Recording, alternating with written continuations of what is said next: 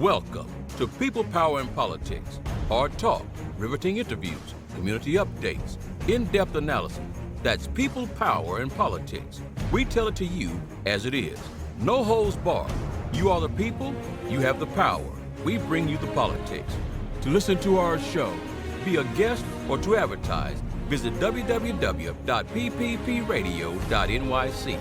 That's www.pppradio.nyc. A good day and a warm welcome to everyone. Today in the studio with us, we have a very special guest, Mr. Christopher Benjamin, Community Relations Officer at the Consulate General of Jamaica in New York. Good afternoon, and thanks for having me. Lovely to have you. So, Mr. Benjamin, can you give us an overview of the services in New York offers to Jamaican nationals?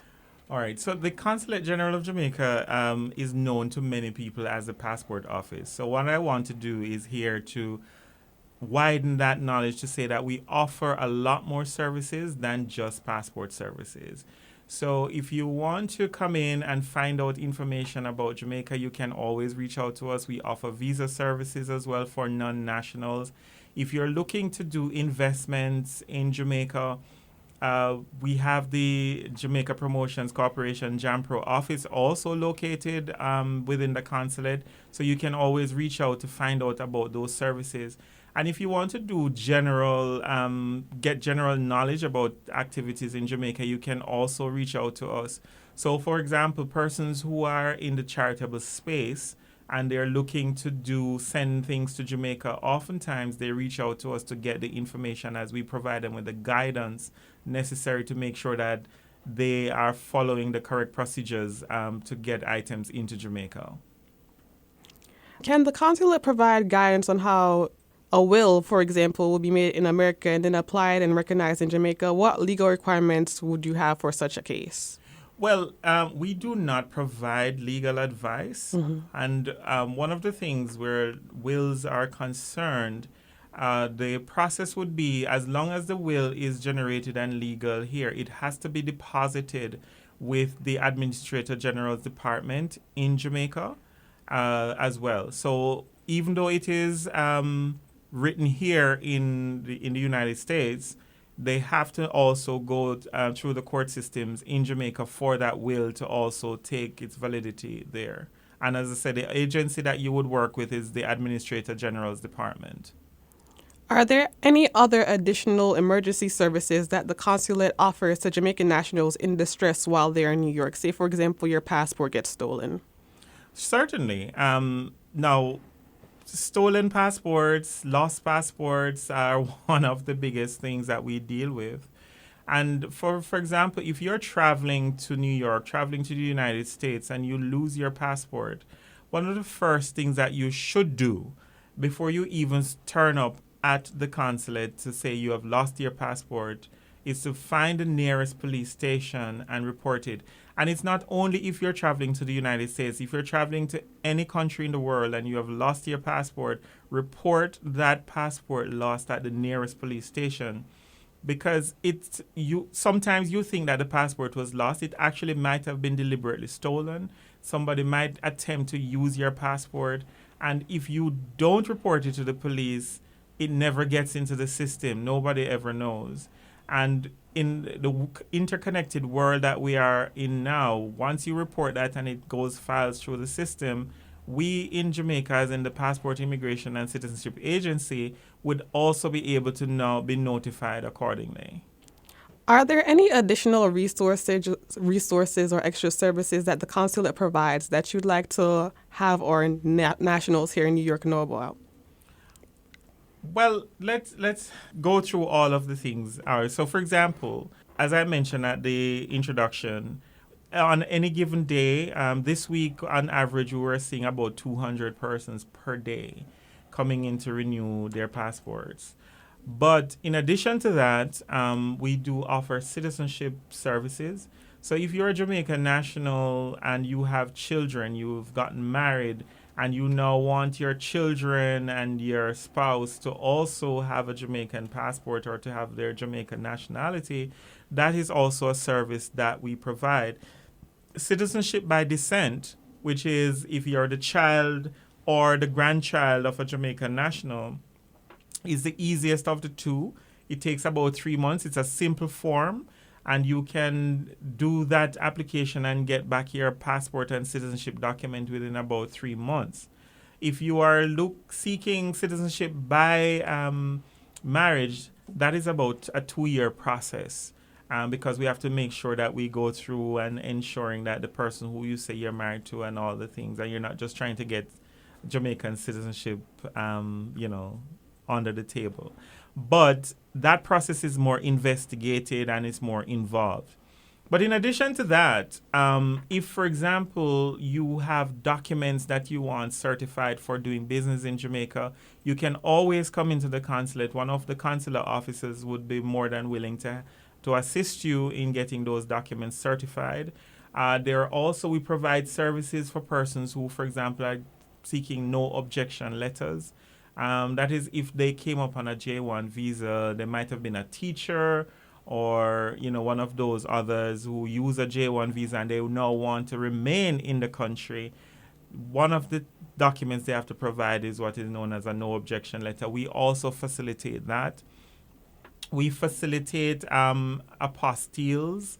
That's where someone who wants to get a Jamaican original document certified that it may be used in various jurisdictions.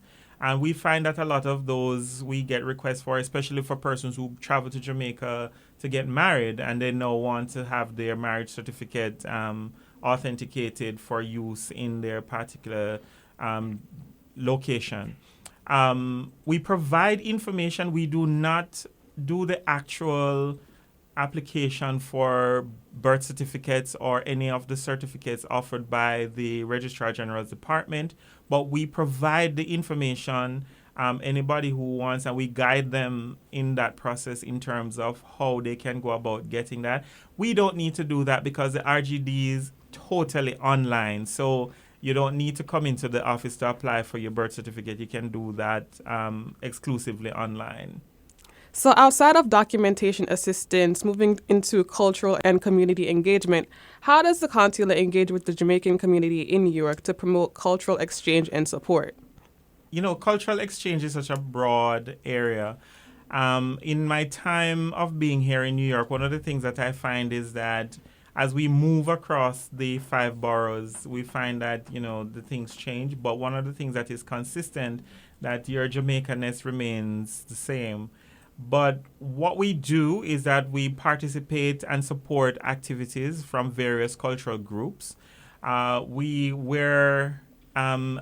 I just give a plug, the Lacatco dance group will be coming to New York in January. And one of the things they did, they reached out to us to see whether or not there was any assistance. We don't have the resources to provide financial support, but we act as connectors to make sure that they are able to have a good stay here. This past year, we assisted in bringing the winners of the high school choir competition All Together Sing here to New York because, again, we want to expose the youngsters to the culture of the international culture, but also the Jamaican culture that exists here in New York. So we tap in using the resources that we have in terms of making those connections and also ensuring that the culture spreads. Now, recently, the Perlman Performing Arts Center that opened downtown, I don't know if you had an opportunity to visit it, it's right across from the World Trade Center side. They have also reached out to us. So right now we are looking to identify any Jamaican group or performer that will be in New York in February during Black History Month so that we can provide the Perlman Center as an opportunity. So we go out and research the opportunities and we present this to the public so that they are able to take advantage of the opportunities as they come along. And lastly, what should Jamaican nationals expect when they arrive in New York, and how does the consulate support their initial settlement? Well, that's a very tough question in terms of what are they supposed to expect when they get here. But I think that if you are looking to migrate to New York or any new location for that matter, one of the key things that you should do is do some research, talk to your family, talk to your friends, so you know what is there. Because your experience when you get here can be guided by what you know before you come, and also can be guided by the surprise or the shock of what you find when you come. Because even though we're in 2023, people still have certain misconceptions of what it is to live in a foreign country, what it is to live in a big city such as New York. New York is fast-paced. Everything moves like clockwork in terms of seconds. It's not in terms of the minutes, we soon come, that sort of thing. And so you now have to start getting into that mindset. In terms of what the consulate can do to help in you settling, we don't normally provide those sorts of resources, but if you are here and you feel the need, that you feel like you have come upon a brick wall, reach out to us, because there are connections that we have that we can put you in touch with.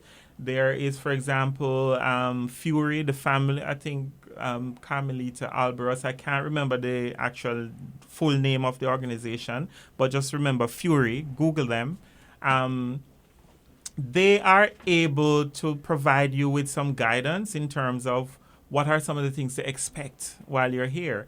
But also, you want to know about what to do, where to go, the Department of Labor, and as I mentioned, the Department of Labor, while we do not encourage persons to come here as undocumented individuals, if you are here as an undocumented individual, whether you're Jamaican or anybody else, the Department of Labor wants you to know that that does not mean that you should be taken advantage of. And so it's important that you know your rights, you know what is expected wherever you go to work. And so, again, we can put you in touch with the Department of Labor so that you can go, whether you're documented or undocumented, so you know what it is that is needed. Education resources, we can put you in touch with some of our education partners, because there are individuals who, when they transition from Jamaica to here, their education qualifications don't necessarily always translate. And so we would now have to put you in touch with our various partners so that you are able to now settle in from a qualification standpoint.